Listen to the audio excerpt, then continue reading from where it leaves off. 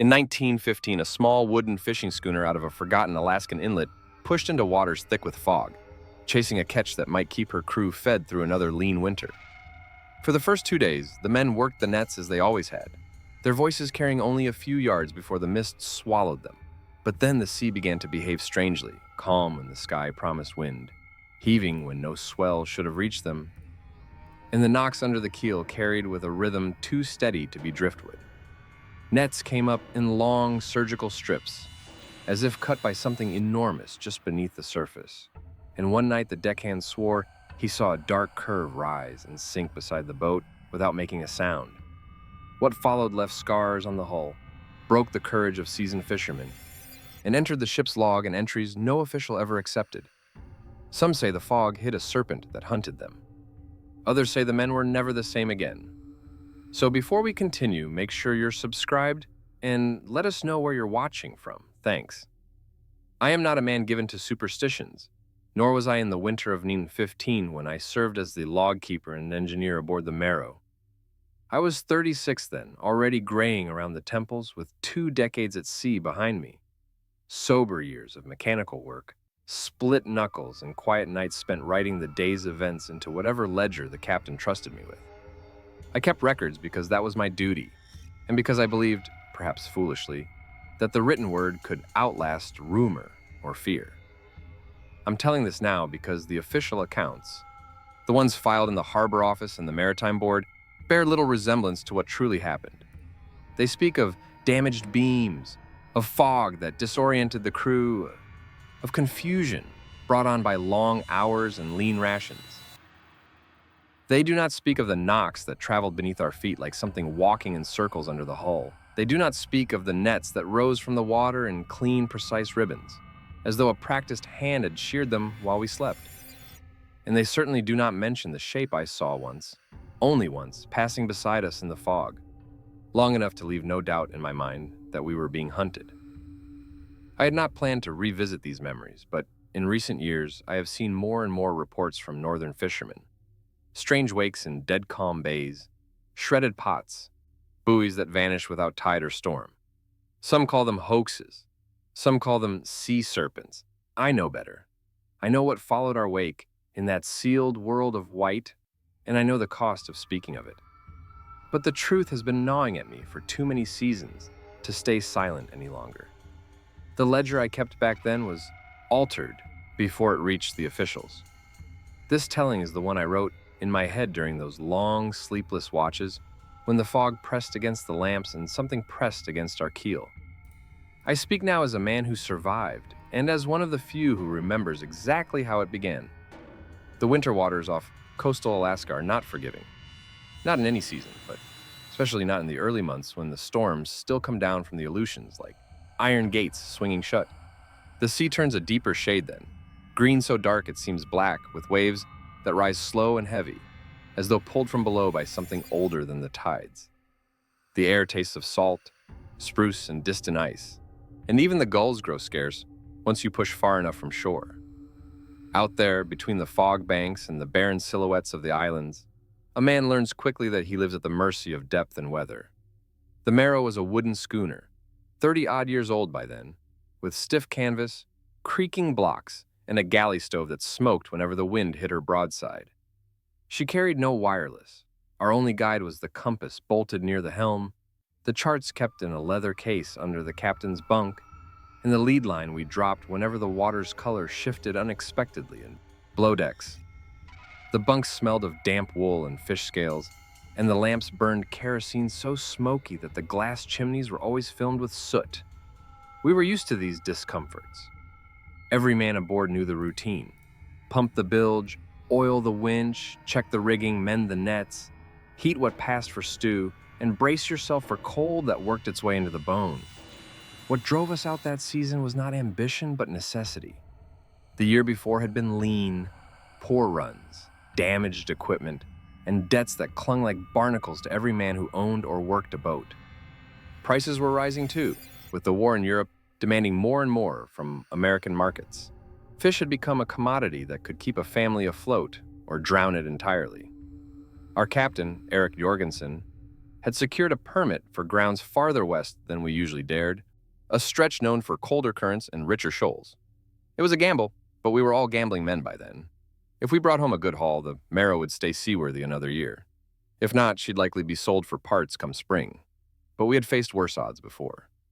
Fog and cold were old companions, and the sea, for all its moods, was a familiar adversary. We set out believing the greatest threats ahead would be ice on the deck, a parted line, or the kind of sudden gale that sweeps down from the mountains and turns a calm hour into a fight for survival. There were no stories among us of monsters or serpents. Nothing in our minds but the work, the weather, and the need to earn our winter. It wasn't until the fog settled, thick, unmoving, unnatural, that we began to understand how isolated we truly were. But on those first days, when the world still felt real, logical, and governed by the same rules we'd always known, the sea had not yet revealed that something else lived in it, something with a patience and purpose we were not prepared to meet. There were 8 of us aboard the Merrow that season, each carrying our own reasons for braving those waters, though few of us spoke of them plainly. Hard years make men private.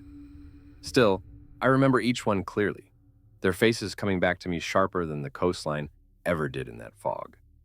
Captain Eric Jorgensen was a broad-shouldered Scandinavian with a beard that had gone white at the chin but not at the jaw. He was steady as an oak and twice as stubborn. He trusted charts more than rumors, believed in the weight of a well-laid course, and kept his emotions wrapped tight beneath his oilskin coat. When he studied the compass, he did so with the reverence of a man reading scripture. I'd sailed under him 5 seasons by then, and I knew he'd sooner let the deck flood than admit the sea could teach him something new. Our net master, Abel Martin, was older still, thin, stooped, with hands permanently curled from decades of hauling line. He could mend a torn net in the dark by touch alone, and he had a quiet way of speaking that made the younger men lean closer. Folks said he'd once been a whaler, though he never confirmed it, and the scars across his forearms hinted at work rougher than cod fishing. If there was a superstitious bone in him, he kept it buried deep. Then there was Jonah, the deckhand. Young, 17 at most, though he claimed 19, with freckles across his nose and hair that never stayed under his cap. This was his first long run offshore. He had energy to spare, questions for everything, and a way of blinking too slow when he was afraid. I watched him grow in that fog, watched the sea shape him into something harder and quieter. He was not the boy who had boarded with us. Beside him worked Isaac Taluk, a local Yupik fisherman from farther up the coast. Isaac didn't say much unless asked, but when he did speak, it was with a certainty that made men listen. He moved with that effortless balance born from a life spent on small boats in cold water. In all the weeks we sailed with him, I never once saw him slip, lose footing, or curse the weather. He had the patience of still water and the eyes of a man who had seen things most of us had no names for. Petrov handled the galley, and whatever repairs fell outside my duties. A former shipwright from Vladivostok, he'd lived in Alaska just long enough to swear in English and cook in ways that defied both logic and nationality. He laughed often, loudly, and at the wrong times. But when he stopped laughing, you noticed. Beside him worked Orrin Pike, a wiry man from Washington who chewed spruce gum constantly and had a way of staring into fog as though he expected it to answer. He claimed he could read water by sound alone, and while none of us believed him fully, there were moments, quiet ones, when his head would tilt and I'd see something pass over his expression like a shadow. The last was myself, the engineer and log keeper. I tended the winch when it jammed, the stove when it faltered, the lanterns when they sputtered, and the engine when it coughed smoke. At the end of each watch, I wrote down what the day had given us. It was habit, duty, and perhaps my only real skill. Together, we made a crew seasoned enough to survive most anything the coast could throw at us. We had weathered storms, tangled nets, broken spars, and weeks of poor catch. Not one of us was soft, not one prone to panic, and not one in those early days suspected that the sea itself could become aware of us. Later, when the fog closed in and the knocks began, I would think often of that first week, of the captain tracing routes with calloused fingers, of Abel humming while he worked the net needles, of Jonah laughing too loudly at Petrov's jokes, of Isaac tightening a line with that calm precision of his. Ordinary men doing ordinary work.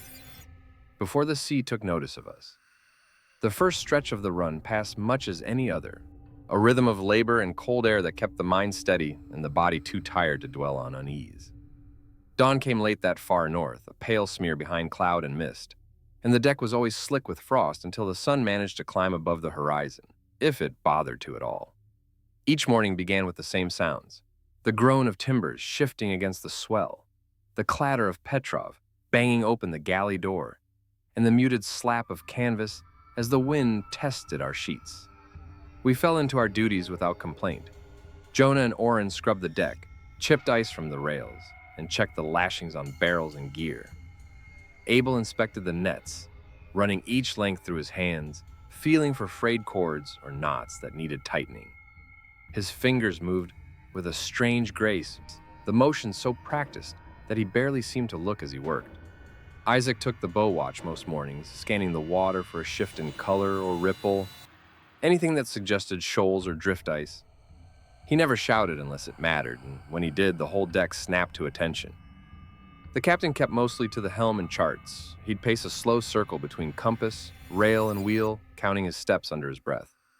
I heard him do it countless times over the years, but never asked the reason. Sailors keep their own rituals, each convinced the sea listens more closely to some than others. His careful footsteps reassured me. Routine meant control, and control was the only thing that kept a wooden boat alive in water deeper than memory. As for me, I spent the better part of each day tending the small auxiliary engine we used when the wind fell slack. It rattled more than it should have, burned more kerosene than the captain liked, and stank something fierce. But it pushed us along when the sails drooped and the current turned stubborn. I wiped soot from the chimney pipes, checked the fuel tins, and recorded every minor cough in the log. Later, after dusk, I trimmed the lamps and checked the lashings again before settling to write the day's notes: weather, currents, catch size, engine noise, crew condition. A habit inherited from crews I'd worked with before, most of them long since scattered. Evenings were quieter. The cold pressed in, tightening joints and shortening tempers. But men who live at sea learn to fill silence with simple tasks. Abel sat cross-legged against the mast, mending lines by lantern light while humming a song none of us recognized. Petrov stirred whatever he'd concocted for supper: smoke-soaked fish, potatoes boiled to near mush, and biscuits as dense as ballast rock. The captain made his rounds with a mug of black tea, saying little. Oren would sometimes sit on the aft rail, facing the dark, chewing his spruce gum as if it held secrets. Nothing strange touched those first days. The weather behaved indeed. The catch was steady, and the fog, while present, moved in and out like any other northern haze. We joked, we cursed the cold.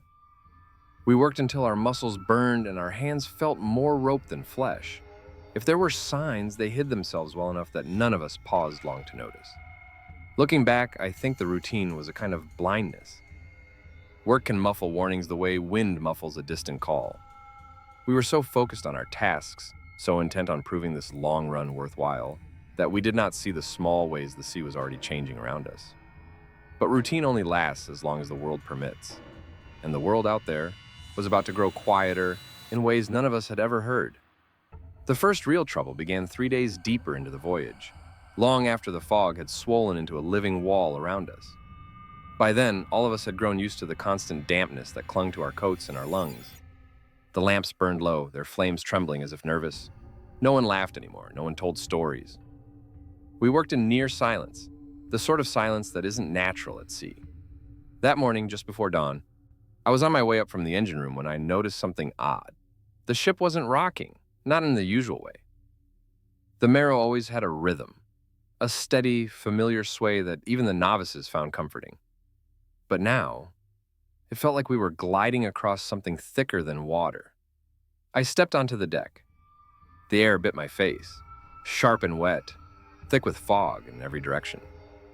But the sea was strange. The surface was unnaturally smooth, as though the water had been pressed flat by some invisible weight. The bow cut through it without resistance. No spray, no drift, just a silent path carved through stillness. Captain Heron joined me moments later, his coat barely buttoned, his expression tight. "You feel that?" he asked. I nodded. "Feels like we're moving across oil." He didn't answer. He just stared into the fog, as though trying to guess the shape behind it. It was Carter, the sworn skeptic, who approached next. He looked uneasy, rubbing his arms like he'd stepped into a colder room. "There's something wrong below," he muttered. "Fish ain't moving." Nets came up empty again.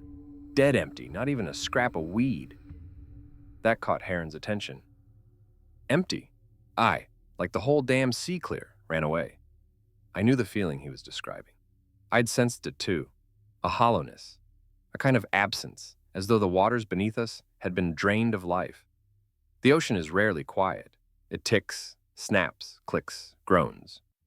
But that day, nothing. Just silence. Heavy, oppressive, unnatural silence. Then something happened that froze all three of us. A single ripple, perfectly circular, appeared on the water beside the hull. One ring, then another, expanding outward in flawless symmetry. No wind, no rain, no debris falling. Just ripples. Heron leaned over the rail, squinting hard. "What in hell is doing that?" "Something rising?" I offered. "No," Carter whispered. "It ain't rising. It's watching." The ripples stopped. The water smoothed, as if nothing had disturbed it, but every instinct in my body told me something was beneath us, holding its breath, waiting for the right moment to make itself known. That night, the silence deepened into something almost physical, like the entire ocean was holding itself still. Even the Merrow's timbers seemed reluctant to creak, as though the ship itself feared attracting attention. The fog hadn't lifted for days, and by then it had grown so dense it felt like a second skin, pressing against the decks, muffling every sound. You could stand 5 paces from a man and barely see his outline. I took the middle watch, midnight to 4, and climbed onto the deck with a cup of boiled coffee in hand. The air was wet and unmoving, heavy enough to make each breath feel stolen rather than taken. The lantern by the helm flickered weakly, its flame stretched thin by the moisture. Carter was already there. He stood at the starboard rail, peering into the fog like he expected something to step out of it. "You hear it?" he asked without turning. I frowned. "Hear what?" "That," he said, and lifted a finger. We both listened. And that was when it struck me. I didn't hear anything. No waves slapping the hull, no creak of ropes, no sigh of wind, not even the faint lap of water nudging the ship's belly. It wasn't quiet. Quiet is natural. This was absence. A missing piece of reality. I felt a prickle crawl up my arms. "It's like standing in a room after the fire has sucked all the air out," I murmured. Carter nodded without looking away. "Feels like someone's listening." I was about to reply when the deck beneath our boots gave the faintest shudder. Not a wave, not a current. Something brushing against the Merrow's hull. We both froze. Another shudder followed, slow, deliberate, like fingertips dragging across wood. Then another, farther aft. Then another, near the bow. As if whatever was beneath us was circling, mapping us, learning the shape of our vessel plank by plank. Carter backed away from the rail, jaw tightening. "That ain't current," he whispered. "No," I said, and the words tasted cold. "It's moving with intent." The brushing stopped. The silence rushed back in. Even the fog seemed to listen. I turned toward the helm to fetch the captain, and that was when something struck the hull below us with the force of a battering ram. Thoom! The entire Merrow lurched sideways. Lanterns swung. Tools clattered. A coil of rope toppled over itself like it was trying to flee. Carter stumbled. "What was that?" Thoom! Harder this time. The wood groaned like an animal pinned under a boulder. I clutched the rail to steady myself. "Something's hitting us from below!" But before any of us could get our bearings, from the port side, a slow, rising shape pushed up under the fog. Not surf, not wave, something lifting the water. Carter saw it too. He staggered back, mouth half open. "What in God's name?" The swell rose higher, nearer, until the fog split around it like curtains drawn aside by invisible hands. And then it sank, silent, deliberate, gone, leaving only still water in its wake. But the impression it left on the Merrow, a long, slow tilting, told us everything we needed to know. It wasn't small, it wasn't curious, and it was nowhere near finished with us. The blow had woken everyone. Within minutes, the deck filled with boots, breath, and fear. Men stumbled half-dressed into the cold, some gripping lanterns, and others clutching tools they called weapons. Their faces were pale, eyes wide with the same silent question. What is under us? The fog swallowed their voices almost instantly, but the panic in them was unmistakable. Heron stormed up the stairs from his cabin, coat thrown over one shoulder, jaw clenched so tight it looked carved from stone. "Report!" he barked. I stepped forward, heart still pounding. Something struck us, twice, hard, and something surfaced on the port side. Something large. How large? Heron demanded. Carter didn't sugarcoat it. Large enough to tilt the ship. A murmur rippled through the crew. Not talk. Fear. A dozen men suddenly aware that the ocean around us was not empty. What did you see exactly? Heron pressed. Fog silhouettes, I said. Swell. A rise. Something with weight. That's not a creature, said Rourke, the youngest deckhand. He was shaking, teeth chattering in a way no cold could cause. It's a rock or a bank. We drifted. We're in open sea, Carter snapped. Where'd a bank come from, you fool? Grow out of the water just to say hello? Rourke didn't respond. He just glanced over the rail like he expected something to reach for him. Then, from below deck, a shout tore through the fog-muffled air. The nets are gone! 3 men burst up from the lower deck, one holding the frayed end of a rope, cleanly sliced, not torn, not snagged, cut. Heron snatched the rope and ran his thumb along the fibers. Knives don't make cuts like this, he muttered. No human hand does. The crew stared, waiting for the captain to call it a trick of the water or a knot gone loose, but he didn't. He couldn't. Something had taken the nets, and taken them neatly. Then the fog around us stirred, not from wind, but from movement. A long, low ripple traveled across the still water, circling the ship like a measuring tape being pulled around a coffin. It was slow. Too slow for any natural creature. Too smooth for any wave. Rourke backed away from the rail, voice trembling. It's following us. It's following the ship! And then, from directly below, a deep, resonant vibration traveled up through the hull. Not quite a knock, not quite a scrape, a hum. Low, cold, alive. Every man felt it in his bones. It's beneath us, Carter whispered. Heron swallowed, squaring his shoulders. Everyone inside, lanterns lit. No one walks alone. We hold the line till daylight. But all of us knew the truth.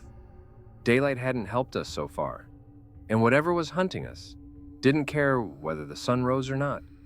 The captain ordered us below, but fear is a strange master. Some men obey it. Others rebel against it in foolish ways. A handful of crew lingered on deck despite the order, muttering excuses about checking lines or securing crates. Though anyone with eyes could see the truth, they were too afraid to go anywhere alone. I stayed above with Heron and Carter, lantern in hand, trying to steady my breath. The fog clung to everything, rails, ropes, skin, like it wanted to swallow the ship whole. The sea below remained unnervingly flat, a perfect mirror without a ripple of wind or wave. Then, slowly, something new happened. A sound, soft, wet, deliberate, dep. First it was so faint, I thought it came from the engine room below, but the rhythm was wrong. Too slow, too measured, too heavy. Carter turned toward me, voice barely a whisper. You hearing that? Heron lifted his lantern, raising it toward the sound. Step, step. It was coming from the forward deck. The 3 of us moved cautiously, boots barely touching the planks as we approached the bow. The lantern's glow cut only a shallow dent in the fog, just far enough to see the deck boards glistening with dew. But then the light fell on something that turned my blood cold. Tracks. Wet, glistening footprints on the deck. But they weren't shaped like boots. They weren't shaped like human feet at all. Each one was elongated, narrow at the heel, near the front, and split into three sharp tapering points, almost like talons, but flattened, adapted for water. They led from the starboard rail, across the deck, and disappeared near the main mast. Carter recoiled. No. Tell me someone's pranking. This isn't a prank, I said, choking on the dryness in my throat. These weren't here earlier. Heron knelt to inspect them. The man had weathered storms that cracked other captains in half, but even he couldn't hide the tremor in his hand. They're fresh, he said quietly. Minutes old. A new sound echoed over us then, soft, almost curious. Tap, tap, tap. Something brushing the mast. High up, higher than any man could reach. We all looked up. The fog swirled overhead in lazy spirals. Then something darker than the fog moved through it. Just a shadow. Just a suggestion of length. But unmistakably alive. Carter stepped back, eyes wide as lantern glass. It's on the ship. Another tap. Another slow shift of weight. Whatever had followed us beneath the hull had now climbed aboard. Heron lowered his lantern, swallowed hard, and made the only decision a leader could make when the unknown is inches away. Everyone below deck, he said. But this time his voice wasn't an order. It was a plea. We backed away slowly, never turning our backs to the shadows above, and every footstep felt like a countdown. Because we all knew, once something climbs aboard a ship, it rarely leaves without taking something with it. The next morning, the fog had thickened to a white wall, so complete that the sun might as well have been swallowed.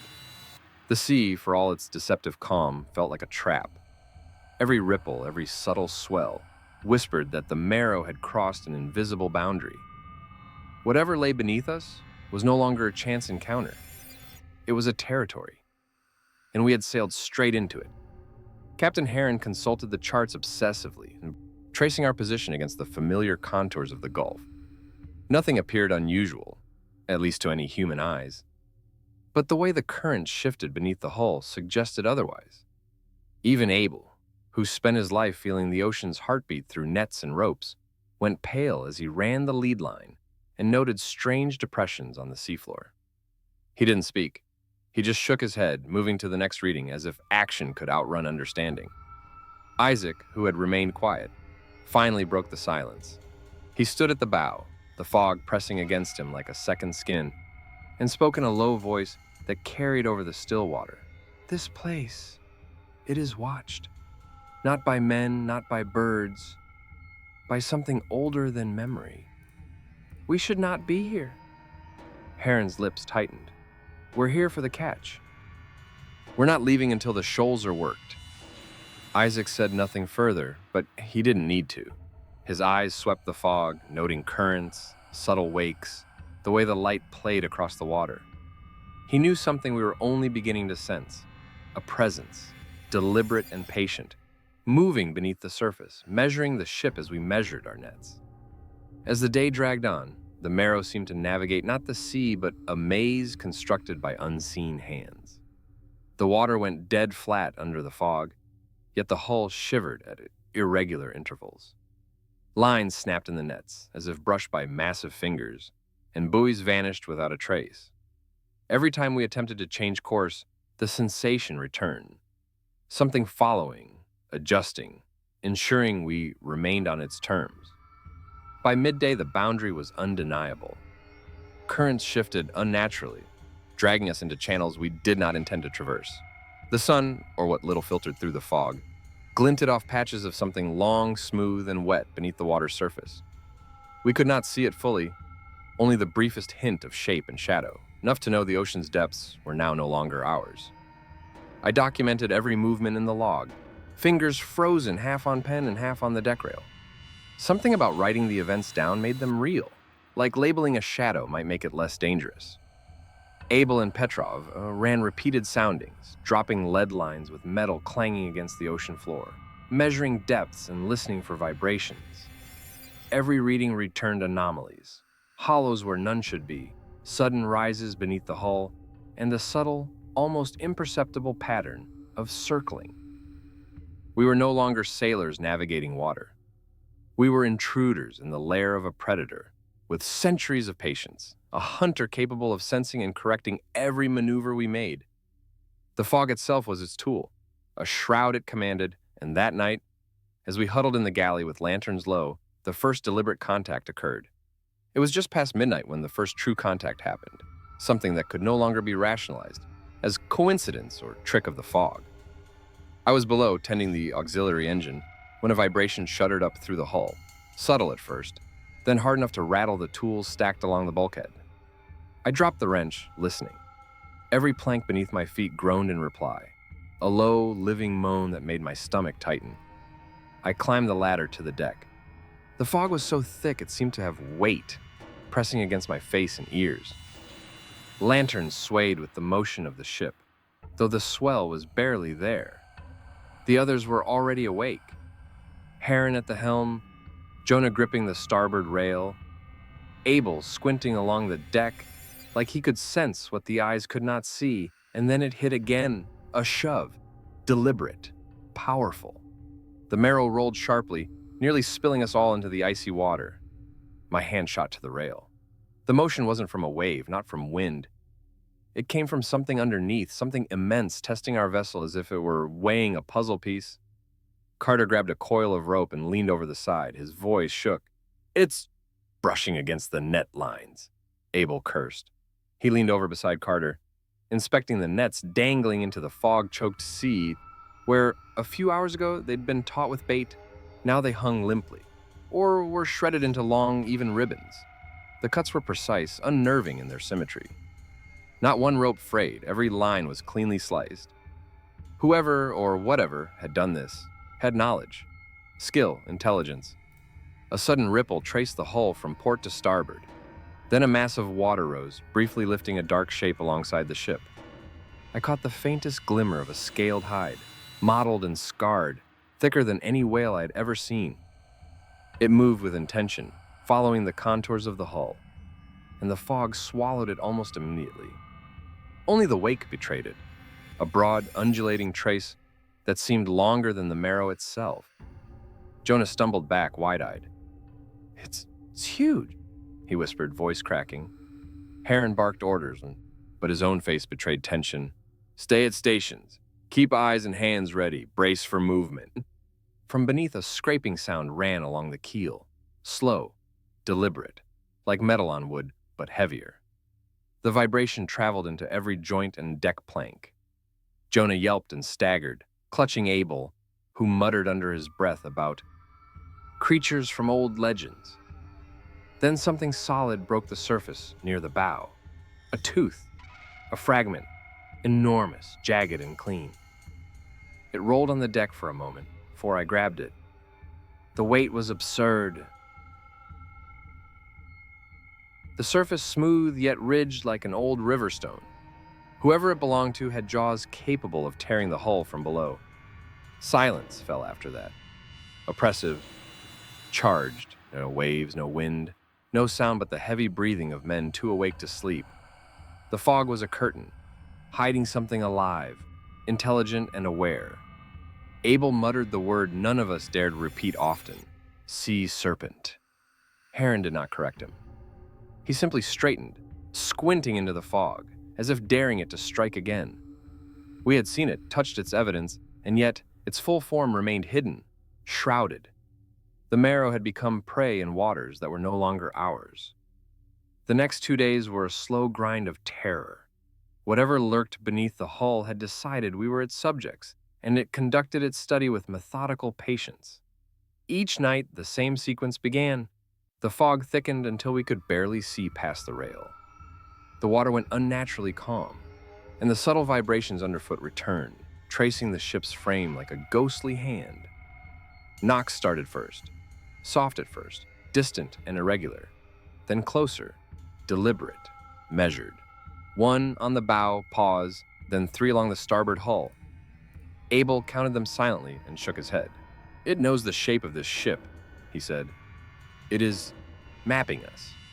Lines snapped without warning, casks tipped over in the hold, and bait barrels vanished from their lashings. Each time we discovered them shredded, bitten, or overturned, but never in chaos. It was a test, not a frenzy. It seemed to probe us, trying to determine how far we would go, how much we would endure. Sleep became impossible. Watches lengthened, but the crew's nerves frayed.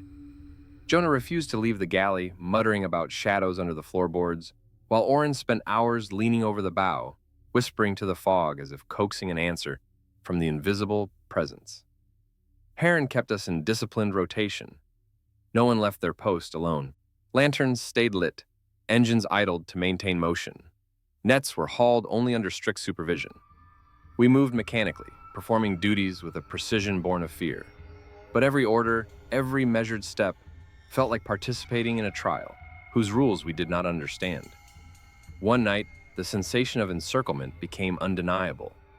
The knocks came from all sides, moving in patterns along the deck and hull. From the aft, a low, thrumming vibration ran along the keel. From starboard, the scraping of scales, or something harder, against wood. From bow, the displacement of water lifting the ship slightly, as though an enormous coil was brushing beneath us. We realized slowly that the entity was watching every move, learning and adapting. When we shifted course, the ripples adjusted. When we reinforced nets or tied down barrels, they were removed or shredded in ways that showed calculation. This was no mindless predator. This was an intelligence testing our defenses, measuring our patience and our resourcefulness. Carter, normally composed, muttered one night while scanning the dark water. "It knows us. It knows us." His hands trembled on the rail. Abel and Isaac nodded, grim understanding without words what he meant. Food went largely uneaten. Men stayed awake, listening for knocks and vibrations. Arguments were quiet but fierce. Heron insisted on maintaining course. Abel and Carter warned of retreat. Jonah and Rourke, the youngest, whispered in corners about what the sea wanted from us. Sleep deprivation sharpened fear into a cold edge, but none of us broke entirely. Discipline endured because it was the only shield we had. And all the while, the fog pressed in, turning the sea into a sealed chamber, a lair that belonged not to humans but to something older, something intelligent. We were no longer sailing the waters were sailing us. By the fourth day, the strain on the crew had begun to show in subtle but unmistakable ways. Heron, normally unshakable, spent long stretches poring over charts, muttering about currents and submerged shoals, trying to reconcile what he could see on paper with what he felt in the fog. His eyes were hollow from sleepless nights, and his jaw clenched so tightly it seemed carved in stone.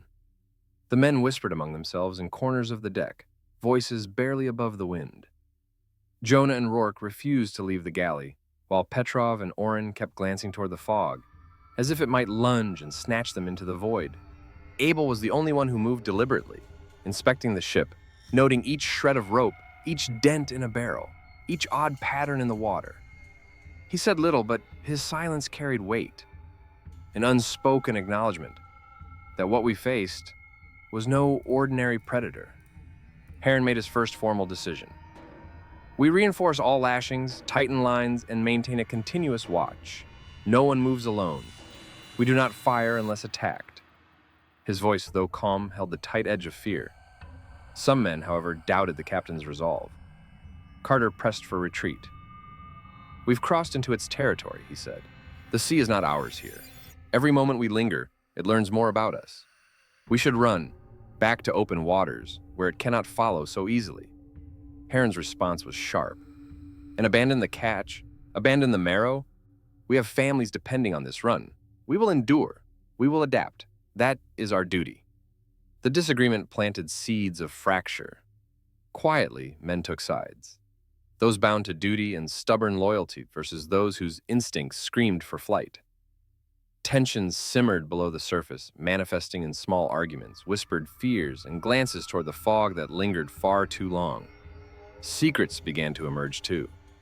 Jonah confessed to Heron that he'd seen a massive shadow move beneath the starboard rail during the night watch. Rourke admitted he had slipped a small compass reading into his pocket, afraid the captain might steer us unknowingly into danger. Even Abel, whose faith in routine was ironclad, revealed that he had started secretly measuring depths and currents at odd intervals, creating a log the captain could not see. Each action, each decision, reflected the subtle interplay of leadership, fear, and human instinct. We were disciplined, yes, but our discipline now coexisted with dread, suspicion, and the gnawing knowledge that this was no ordinary storm, no ordinary sea. And through it all, the fog remained, thick and impenetrable, pressing in like a shroud. Whatever was watching, measuring, testing, it seemed to delight in our small fractures and the quiet battles waged in hearts as well as hands. We were sailors. We were skilled. But in the fog, skill was measured not by what we could do, but by what the thing beneath the hull allowed us to do. The moment came not with a roar, nor with a crash, but with an unnatural calm, as if the ocean itself were holding its breath. We had anchored briefly to repair a torn net, the fog pressing in so tightly that the rail was barely visible. Lanterns flickered weakly, casting halos into the gray nothingness. Every man stood frozen, hands on ropes or rails, listening to the gentle yet deliberate vibrations running through the hull. And then, something broke the water beside the bow. At first, it was only a shadow, moving beneath the fog like ink spilled in milk. But as it rose, the sheer scale of it became undeniable. A head, massive and elongated, broke the surface. Scales glinted faintly, pitted with scars. Eyes, large and pale, reflected the lantern light, unblinking, calculating, impossibly aware. The nostrils flared, exhaling a hiss that sounded like the sea itself escaping the sky.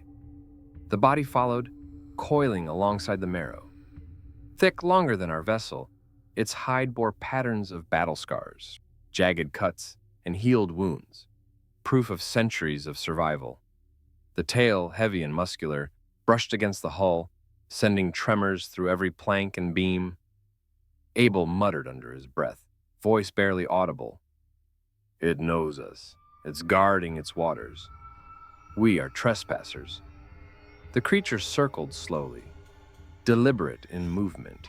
Each coil formed arcs that herded us, guided our ship subtly but unmistakably. A predator shaping prey with patience rather than fury. Every time we attempted to turn or shift position, the Serpent adjusted, always keeping us within its measured perimeter. Carter, pale as a ghost, whispered, "It's driving us somewhere." Heron, his jaw tight, gripped the helm like it could anchor him against the creature's will. "Steady the ship. Keep our course. Don't panic." We all understood.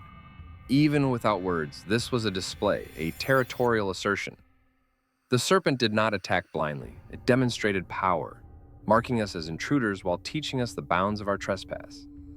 It lingered, surveying, circling, its enormous head rising occasionally above the fog, just enough to remind us of its presence. And then, as silently as it appeared, it slipped beneath the water, leaving only a long, tapering wake that the fog quickly swallowed. The Merrow quivered in the aftershock, and we all exhaled in a chorus of relief and terror. For the first time, the crew understood fully. We were not being hunted randomly. We were being studied, measured, and challenged by a creature as intelligent as it was vast. It had revealed itself not to strike, but to make certain we understood our place, prey navigating the domain of a patient and cunning apex predator. After the Serpent's display, Heron called a council in the galley.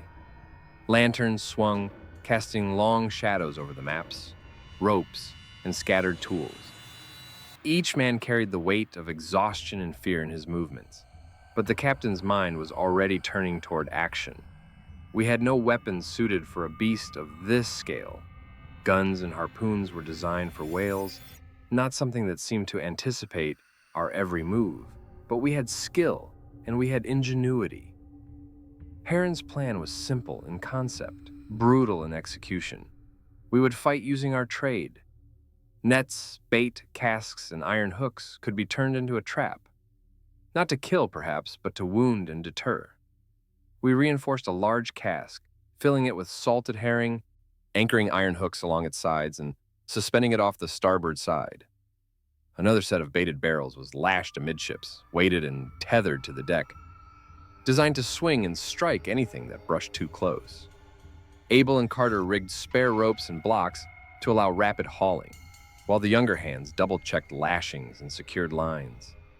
Heron briefed us in terse language. We bait. We wait.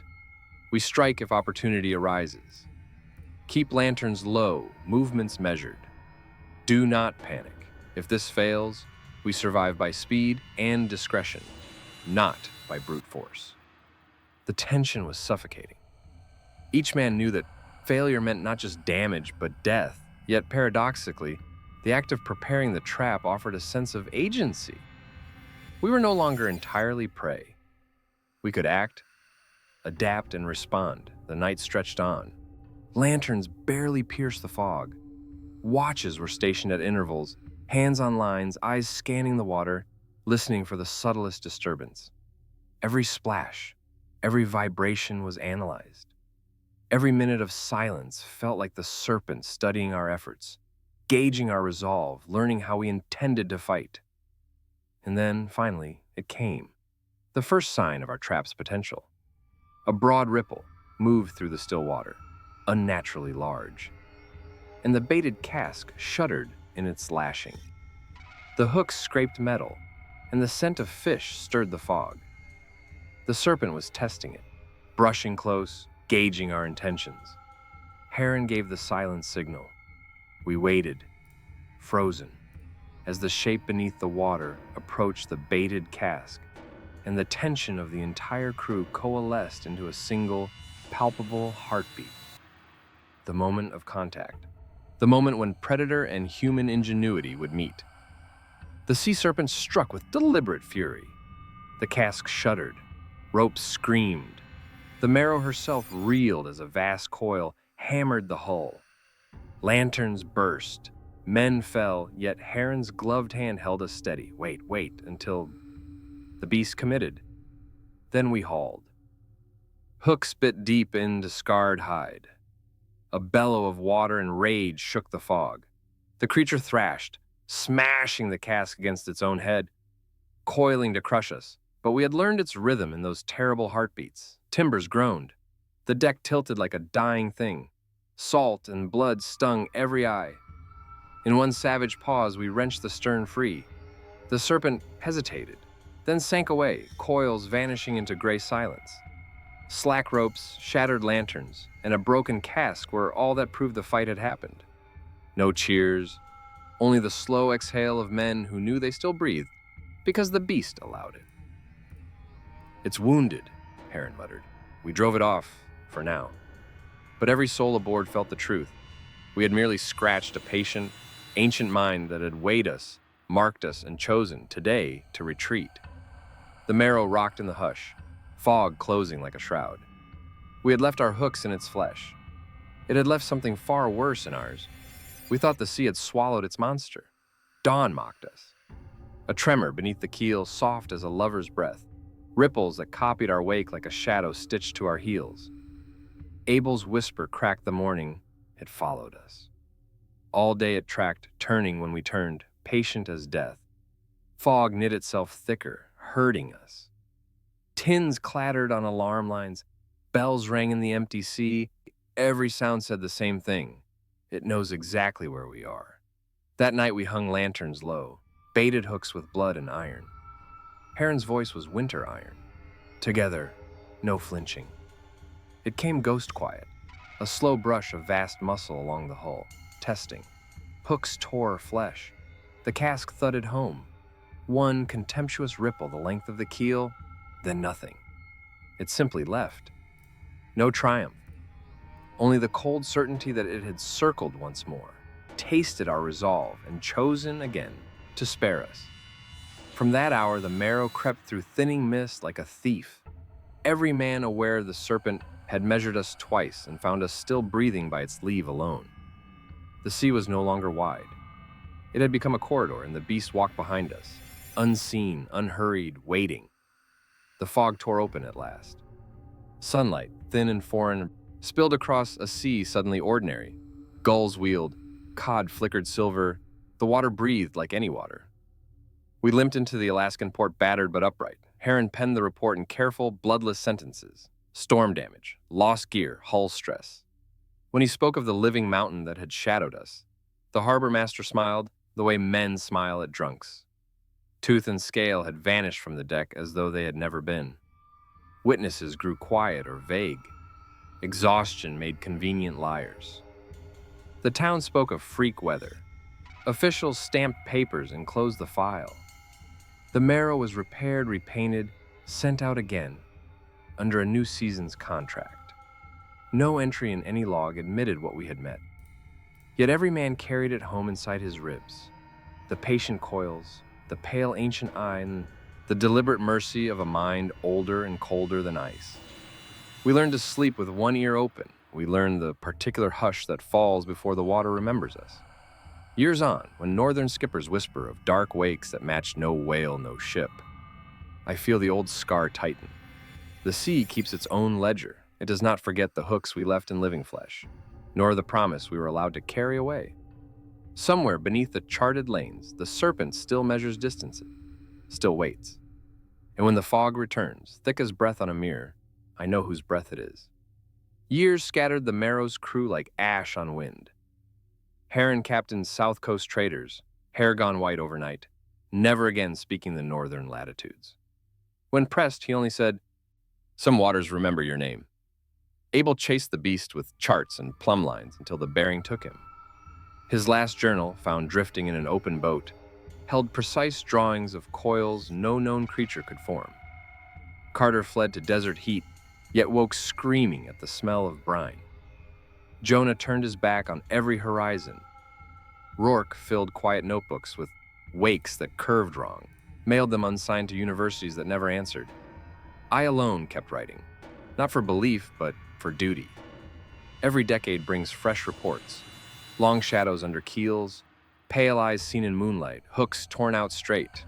They are filed under misidentification. On certain nights, the fog returns thick as wool, and across the bay a dark line slides against the tide, slow, deliberate measuring. I do not call out. I only close the curtains and feel the old scar ache beneath my ribs. The Serpent is still there, older now, scarred by our iron, patient as stone. It has all the time the sea can give. We were the only crew ever allowed to limp away. The next will not be so fortunate. Somewhere beneath the charts, something ancient keeps our names the way a wolf keeps the scent of blood. And when the fog is right, it comes to listen for our heartbeats on the water. Now, after so many years, I tell this account not to entertain, nor to frighten, though it may do both, but to record what was real. The official reports, the skeptical articles, the dismissive chatter of those who had never sailed these waters, they are all irrelevant to the truth I witnessed. The Merrow returned battered, the men shaken, the nets shredded, and yet no one could deny what we had felt beneath the fog, the deliberate, intelligent presence of a predator unlike any known to man. I have lived long enough to see the world forget, then rediscover creatures once thought to exist only in legend. Names are assigned, theories proposed, and sightings cataloged. But the essence remains the same. Something vast, patient, and cunning moves through northern waters, measuring and testing, always hidden, always watching. And so I write this for those who may one day sail where we did, for those who may hear the subtle tremor beneath their vessel or glimpse a shadow that stretches farther than reason allows. Take heed, not out of superstition, but from observation. Respect the waters and the unknown that dwell within them. I know what we saw. I know what hunted, measured, and drove us to retreat. I know that it chose to let us live, but only because it had calculated the limits of its patience and our endurance. There is no malice in it, only ancient intelligence and territorial dominion, as natural to the sea as the tide itself. And in the right conditions, when fog thickens over quiet bays and channels far from charts or human eyes, it will return. Perhaps to test again, perhaps to hunt, perhaps merely to observe. And those who cross its domain should remember this. Some wakes belong to nothing known. Some scars tell of an intelligence older than any record. And some predators measure patience as sharply as claws or teeth. The Merrow's log is closed, but the memory remains quiet and unyielding. And I, the last to recount it, bear witness, knowing that in the hidden depths of northern waters, the serpent still waits.